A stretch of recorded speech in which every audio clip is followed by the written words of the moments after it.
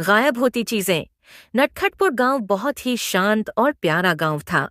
यहाँ के लोग बड़े ही सीधे सादे थे। मगर पिछले कुछ दिनों से इस गांव में कुछ अजीब हो रहा था।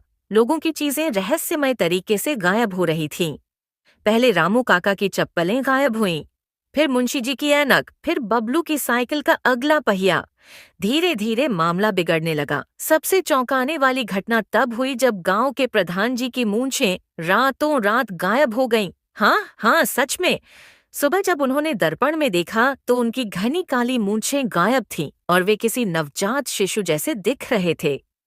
गांव के लोग डर गए। यह चोरी थी या कोई शरारत? और सबसे बड़ी बात, इन गायब चीजों का कोई सुराग नहीं था। इस मामले को सुलझाने के लिए गांव के सबसे बड़े गुप्तचरों की बैठक बुलाई गई। ये गुप्तचर कोई और नहीं बल्कि गांव के शरारती बच्चे थे। बबलू, छुटकू, सोनू, पिंकी और उनका पालतू कुत्ता टाइगर। बबलू ने अपनी चप्पल से माथा खुजलाते हुए कहा, मामला गंभीर है दोस्तों, हमें इस गुत्थी को सुलझाना होगा। छुटकू, जो हमेशा हर चीज को गंभीरता से लेता था, बोला, हमें सबसे पहले सुराग जुटाने होंगे। हमें पता लगाना होगा कि ये चीजें कब और कैसे गायब हो रही हैं। पिंकी ने अपनी नाक सुड़कते हुए कहा, और सबसे जरूरी बात, आखिर ये चीजें जा कहाँ रही हैं। गिरोह ने फैसला किया कि वे रात को पहरा देंगे और देखेंगे कि कौन इन चीजों को गायब कर रहा है।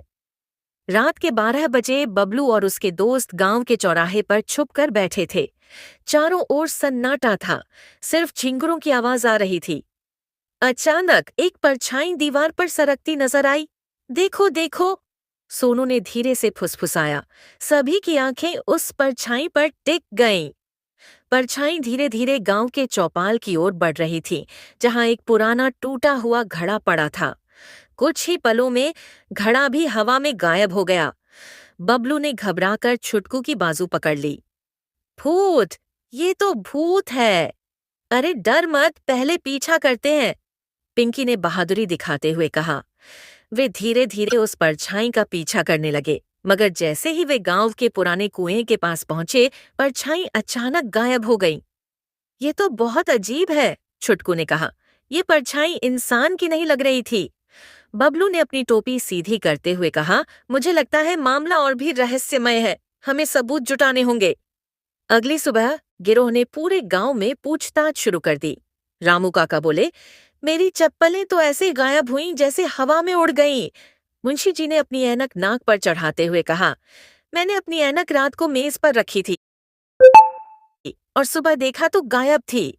गुल्लू हलवाई ने गुस्से से कहा, और मेरी मिठाई, रोज रात को कोई एक जलेबी उठा ले जाता है। बबलू ने सोचा, आखिर कौन होगा जो मिठाइयां, ऐनक और चप्पलें चुरा रहा है। और तभी सोनू को एक सुराग मिला। बबलू की गली में एक पुराना टूटा हुआ लाल रंग का रुमाल मिला। अरे, ये तो, छुटकू ने कहा, ये तो नत्थू चाचा का रुमाल है। पिंकी चिल्लाई। नत्थू चाचा गांव के सबसे मजेदार और रहस्यमयी इंसान थे। वे हमेशा कुछ न कुछ अजीब करते रहते थे। कभी अकेले बातें करते तो कभी अजीब सी हंसी हंसते। बच्चे उनके घर की ओर दौड़े। नत्थू चाचा अपने आंगन में बैठे आम खा रहे थे। चाचा, ये आपका रुमाल है ना? बबलू ने पूछा। नत्थू चाचा ने चौंक कर देखा, फिर बोले, अरे हाँ, ये तो मेरा ही है, मगर ये तुम्हारे पास कैसे आया? बबलू ने पूरा मामला बताया। नत्थू चाचा जोर से हंसे। अरे बच्चों, तुम लोगों को असली सच्चाई नहीं पता। क्या? सभी बच्चे चौंक गए। मैं ही वह आदमी हूं जिसने ये चीजें गायब की हैं। क्या? बबलू गिरते गिरते बचा।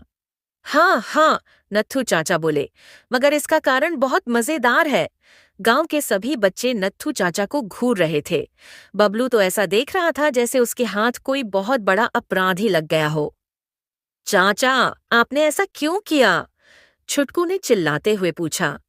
नत्थू चाचा हंसते हुए बोले, अरे बच्चों, पहले बैठो, फिर बताता हूँ। सभी बच्चे उनके आंगन में रखी खटिया पर बैठ गए। नत्थू चाचा ने अपनी हंसी रोकते हुए कहा, देखो, मैं कोई चोर उचक्का नहीं हूँ। दरअसल मैंने यह सब एक बहुत ही खास वजह से किया है। वो क्या? सोनू ने पूछा। नत्थू चाचा ने चारों तरफ देखा और धीरे से बोले, गांव में एक नया भूत आया है। भूत? बबलू का मुंह खुला का खुला रह गया। हाँ हाँ, नत्थू चाचा ने सिर हिलाते हुए कहा, पिछले हफ्ते से मैंने अजीब अजीब चीजें देखनी शुरू की। रात को कोई मेरे आंगन में आकर कुछ फुसफुसाता था, मेरी लाठी अपने आप हिल जाती थी, और सबसे डरावनी बात, मेरा तकिया आधी रात को अपने आप गायब हो गया था। पिंकी ने डरकर छुटकू का हाथ पकड़ लिया। फिर मैंने सोचा कि इस रहस्य को हल करने के लिए एक तरकीब लगानी पड़ेगी। इसलिए मैंने सोचा कि अगर गांव से चीजें गायब करने लगूं, तो शायद भूत को पकड़ने का कोई सुराग मिल जाएगा। ओह! बबलू ने सिर खुजलाते हुए कहा, तो आप असली चोर नहीं थे, बस भूत को पकड़ने की कोशिश कर रहे थे। बिल्कुल, नत्थू चाचा बोले।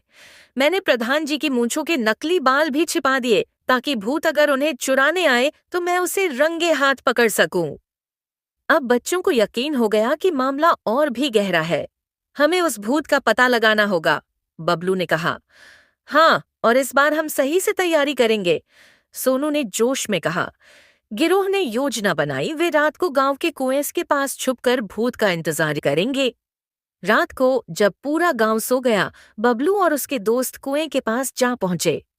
शश, कोई आवाज मत करना, छुटकू ने फुसफुसाते हुए कहा।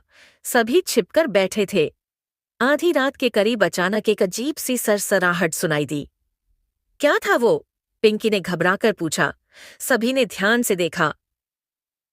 अचानक से की चेमक सफेद सा धुंधला आकार कुएं के पास दिखाई दिया।